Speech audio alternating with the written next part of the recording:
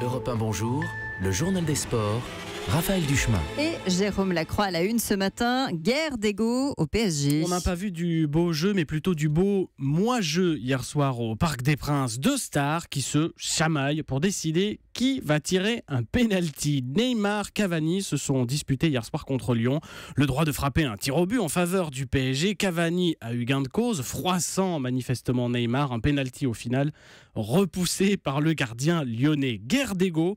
Et les coéquipiers, alors qu'en pense-t-il? Le jeune Adrien Rabiot en tête assure n'avoir rien vu. Non, j'étais en train de discuter avec le coach et j'ai pas vu ce qui s'est passé, j'ai même pas vu comment il a tiré le penalty. Donc entre attaquants, c'est normal. Eddy, je pense, il avait marqué, Neymar, il avait envie de tirer, il avait envie de marquer, ça se comprend. Après, c'est des hommes, c'est à eux de s'arranger, mais je peux pas en rajouter plus. Il a bien botté en touche. Oui, voilà. c'est ça. Au final, poussif succès parisien 2-0, 2 buts inscrits et qui plus est par des Lyonnais contre leur camp. Le PSG, malgré tout, leader de Ligue 1 ce matin après 6 journées. Les Lyonnais 5e, les Marseillais 6e après un succès 2-0 à Amiens. Le mot sport du jour. Finale, ils sont en finale de la Coupe Davis, les Bleus du tennis, les Français tombeurs à Villeneuve d'Ascq de Serbes sans leur star. Et c'est Tsonga qui a apporté hier le point décisif.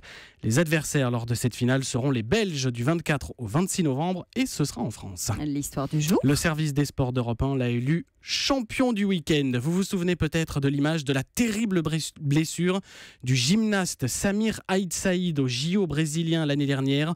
Double fracture tibia-péroné lors d'une réception. Eh bien, il est revenu au plus haut niveau et devant son public, qui plus est, belle deuxième place aux anneaux hier lors d'une étape de Coupe du Monde à Bercy.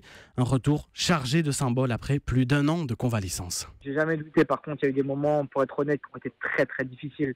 Ça a été très fatigant. Ça a été... Voilà, il y a tellement de monde qui m'ont soutenu. Mes proches ont toujours été derrière moi.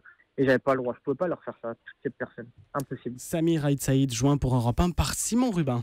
C'était le journal des sports de Jérôme Lacroix, 6h13. Europe 1.